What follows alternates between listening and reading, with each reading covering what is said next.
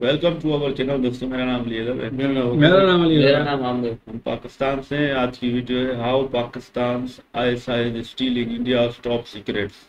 ये जानना है, हमें प्ले करें। उस दूसरे देशों के लिए बिक जाते हैं और इंडिया के सारे खुफिया राज उगल देते हैं। अभी 2021 में ही पाकिस्तान से एक न्यूज आई थी कि आईएसआई ने ऑपरेशन हैदराबाद करके एक मिशन लॉन्च किया था और इसमें उन्होंने सक्सेसफुली हमारे 200 इंडियन आर्मी के ऑफिसर्स को हनी ट्रैप कर लिया था। 200 इंडियन आर्मी ऑफिसर्स को। जब इस न्यूज में हमने थोड़ा और इन्वेस्टिगेट किया तब यह पता चला कि पाकिस्तान जिस देश को अपनी डूबती हुई इकोनॉमी बचानी चाहिए, लेकिन उसे छोड़कर उल्टा उन्होंने हमारे इंडियन ऑफिसर्स को हनी ट्रैप करने के लिए आईएसआई में एक स्पेशल यूनिट बना के रखा हुआ है, जिसको वो एनुअली, आप बिलीव नहीं करोगे, 3,500 करोड़ रुपीस का बजट एलोकेट करते हैं। डेक्कन हेराल्ड के रिपोर्ट्स के हिसाब से इन्होंने रावलपिंडी में स्थित अपने आर्मी हेडक्वार्टर्स में एक डेडिकेटेड सेक्सपियोनाज यानी कि हनी ट्रैपिंग यूनिवर्सिटी बना के रखी हुई है, जहां पर उन्होंने पाकिस्तान के लोकल कॉलेजेस से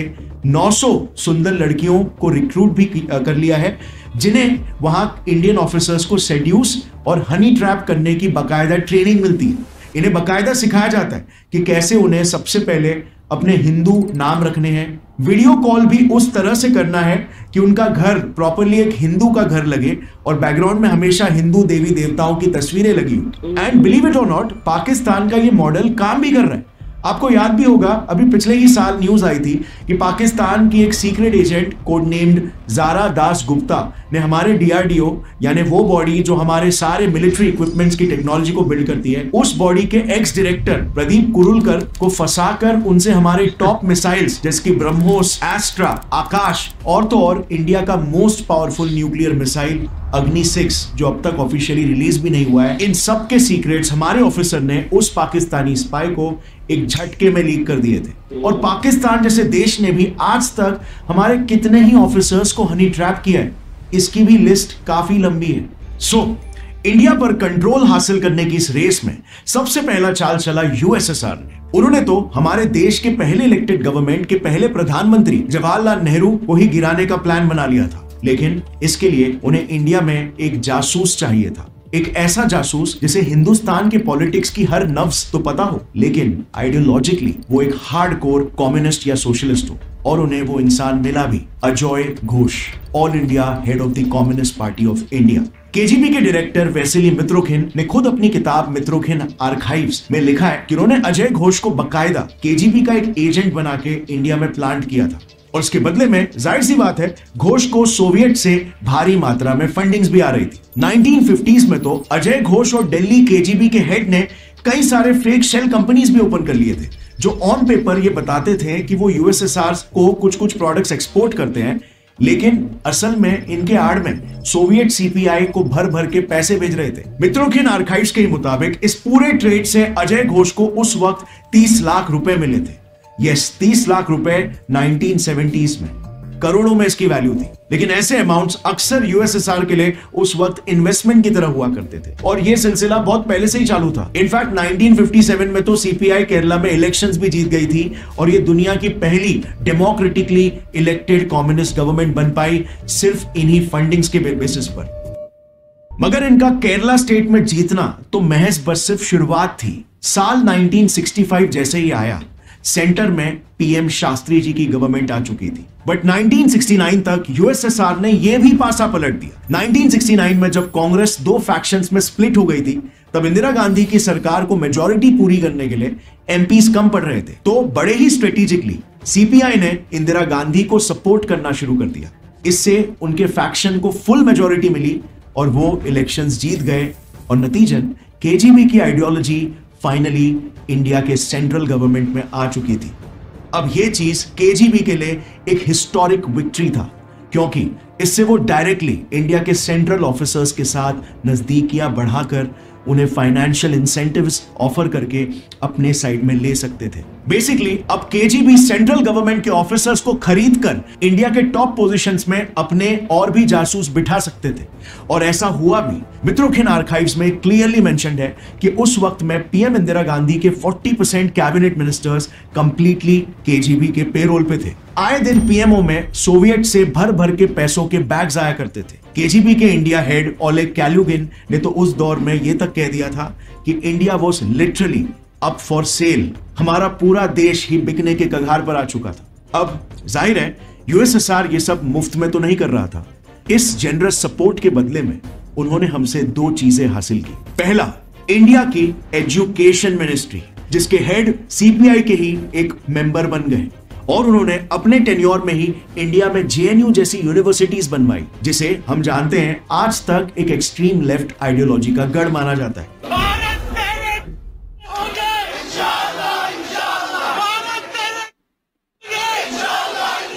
यूएसएसआर की शुरुआत से ही सोच थी कि उन्हें कैसे भी करके इंडिया की आने वाली पीढ़ी, इंडियन यूथ को आइडियोलॉजिकली सोशलिस्ट बनाना है, और इसके लिए यूनिवर्सिटीज से अच्छी और कोई जगह नहीं हो सकती। फिर दूसरी सबसे इंपॉर्टेंट चीज, यही वो समय भी था जब 42nd कॉन्स्टिट्यूशन अमेंडमेंट एक्ट पास करके इंडिया ने अपने कॉन्स्टिट्यूशन में सोशलिस्ट शब्द को इंट्रोड्यूस किया था। So this was also a major win for USSR. But अब भी एक प्रॉब्लम थी। एक डेमोक्रेसी में एक सरकार कब तक बनी रहेगी इसकी कोई गारंटी नहीं होती, और इसीलिए केजीबी ने डिसाइड किया कि अब उनका अगला निशाना होगा इंडिया का ब्यूरोक्रेटिक सिस्टम, यानी कि हमारे देश की रीढ़ की हड्डी थी, द स्टील पिलर। और जाहिर है इसके लिए उन्हें तलाश थी अब एक नए एजेंट की जो इंडिया के एडमिनिस्ट्रेटिव स्ट्रक्चर में रहकर केजीबी के लिए जासूसी कर सके। अब इंटरेस्टिंगली यूएसएसआर में इसी दौरान एक नई इंडियन कंपनी एसएलएम मानेकलाल की स्थापना हुई, और केजीबी को एक न्यूज मिली कि इस कंपनी में एक एम्प्लॉय कुमार नारायण काम करते हैं, जिनकी इंडिया के अलग अलग गवर्नमेंटल डिपार्टमेंट्स में पहचान है। कुमार नारायण एक्चुअली में इंडिया के कॉमर्स मिनिस्ट्री में एक सिविल सर्वेंट रह चुके थे, और इसीलिए उनके गवर्नमेंट में कई सारे कॉन्टैक्ट्स थे। सो केजीबी को खबर मिली कि इन्हीं कॉन्टैक्ट्स को वो अक्सर 50 रुपए या कभी कभी तो सिर्फ एक ब्लैक लेबल दारू की बोतल देकर ही उनसे फ्यूचर गवर्नमेंट प्रोजेक्ट्स और टेंडर्स के बारे में इंटेल निकाला करते थे, ताकि इस इंफॉर्मेशन से उनकी कंपनी गवर्नमेंट के कई सारे मेगा प्रोजेक्ट्स क्लोज कर सके। अब ये इंटेल मिलते ही केजीबी ने तुरंत कुमार को एक ऑफर दे दिया कि अब से वो उनके लिए गवर्नमेंट के ऑफिशियल डॉक्यूमेंट्स लीक करके लाए, और इसके बदले में केजीबी उनको पर पेपर 100 पाउंड दे देगी। जस्ट इमेजिन, उस वक्त एक सिंगल पेपर के लिए 100 पाउंड मिलना, और गवर्नमेंट डॉक्यूमेंट्स आप जानते ही हो कितने पेजेस के होते हैं। ऊपर से कुमार को तो उसके दोस्त सिर्फ 50 रुपए या एक ब्लैक लेबल दारू की बोतल के बदले में इंटेल दे दिया करते थे, और इसीलिए ये ऑफर सुनते ही कुमार इसे रिफ्यूज नहीं कर पाए और वो केजीबी के लिए काम करना शुरू कर दिए। उन्होंने धीरे धीरे करके अपना नेटवर्क भी बढ़ाना शुरू कर दिया, और एक ऐसा टाइम आ गया था जब हमारे देश के डिफेंस मिनिस्टर, प्रेसिडेंट ऑफिस और प्राइम मिनिस्टर्स ऑफिस तक के सीनियर ब्यूरोक्रेट्स बिककर केजीबी के स्पाइस बन चुके थे। ये इंडिया में ही रहकर इंडिया की ही सेंसिटिव इंफॉर्मेशन, जैसे हमारे न्यूक्लियर प्रोग्राम्स के डिटेल्स, मिलिट्री सैटेलाइट्स, रॉ और आईबी के फ्यूचर मिशंस, यहां तक कि इंडिया की डिफेंस प्लानिंग, मतलब इंडिया कौन से मिलिट्री एयरक्राफ्ट्स, वॉरशिप्स या वेपनरी खरीदने वाला है, इन सब के ऑफिशियल डॉक्यूमेंट्स केजीबी को लीक कर रहे थे ऑन अ रेगुलर बेसिस। और इन इंडियन ऑफिसर्स को बदले में कुमार पैसे तो देते ही थे, पर उन्हें खुश करने के लिए वो ऑफिसर्स को प्रोस्टिट्यूट्स, लैविश पार्टीज और ब्लैक लेबल्स की बॉटल्स का अनलिमिटेड सप्लाई भी देते थे। सो यू सी, ये थी कुछ हालत।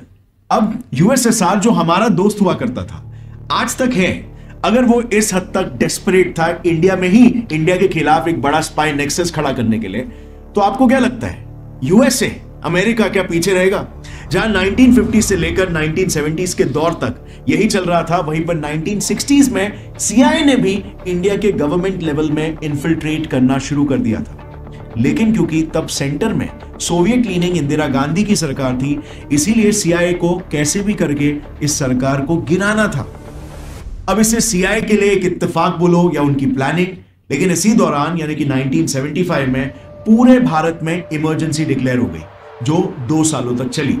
इससे अनफॉर्चुनेटली जनता पीएम इंदिरा गांधी को एक तानाशाह, एक डिक्टेटर की तरह देखने लग गई थी, ऑपोजिशन के भी लोग उन पर यही आरोप लगा रहे थे और उन्हीं में से 2 लोग इंदिरा गांधी के खिलाफ काफी बढ़ चढ़कर प्रोटेस्ट कर रहे थे। एक जेपी नारायण और दूसरे मोरारजी देसाई, जो शास्त्री जी के मौत के बाद से ही खुद पीएम बनना चाहते थे, पर उनकी जगह इंदिरा गांधी को पीएम बना दिया गया था और इसीलिए बस यही लोग सीआईए को अपने मकसद के लिए 2 परफेक्ट कैंडिडेट लगे।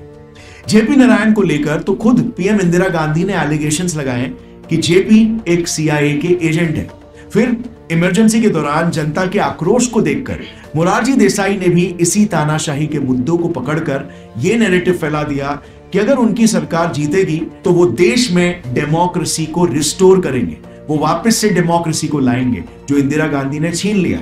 इस नैरेटिव की वजह से उस वक्त मोरारजी इलेक्शंस जीत गए और सीआईए ने उसके बाद उन्हें भर भर के फंड करना स्टार्ट कर दिया। अमेरिकन जर्नलिस्ट सीमोर हर्श ने कई रिपोर्ट्स में यह क्लेम किया है कि मोरारजी देसाई भी एक सीआईए एजेंट थे, जिन्हें उन दिनों सीआईए सालाना का $20,000 पेमेंट में देती थी। अब इसका इंपैक्ट कुछ ऐसा हुआ कि इंदिरा गांधी के बाद पीएम मोरारजी के टेन्योर में इंडिया यूएस रिलेशंस अच्छे हो गए। इनफैक्ट उन्होंने तो ऑन रिकॉर्ड अमेरिका में जाकर इंडिया की तरफ से माफी भी मांगी और कहा कि पीएम इंदिरा गांधी का 1974 का nuclear programme operation smiling Buddha गलत था। आगे से इंडिया ऐसा कभी नहीं करेगी और अगर करना भी हो तो वो यूएस से पूछ के ही कोई भी काम करेगी। और फिर अगर आप मिशन रॉ बुक पढ़ोगे ना, जो कि एक रॉ के ही टॉप ऑफिसर ने लिखी है, तो उसमें भी ये मेंशन्ड है कि उस समय इंडिया के प्राइम मिनिस्टर के साथ इंडिया के डेप्यूटी प्राइम मिनिस्टर और इंडिया के डिफेंस मिनिस्टर तक, जो कि वाईबी चौहान थे, सीआईए के पेरोल पर आ चुके थे। बुक में तो ये तक मेंशन्ड है कि हमारे डिफेंस मिनिस्टर तो 1962 से ही, यानी कि जब वो महाराष्ट्र के सीएम थे, तब से ही वो सीआईए के लिए इंडिया में जासूसी कर रहे थे। एक्चुअली में 1962 में जब वो महाराष्ट्र के सीएम थे, तब उनकी मुलाकात अमेरिकन एम्बेसी कॉन्सुल जेन एबेल से हुई थी और ऐसा कहा जाता है कि चौहान के एबेल के साथ काफी अच्छे रिलेशंस होना स्टार्ट हो गए।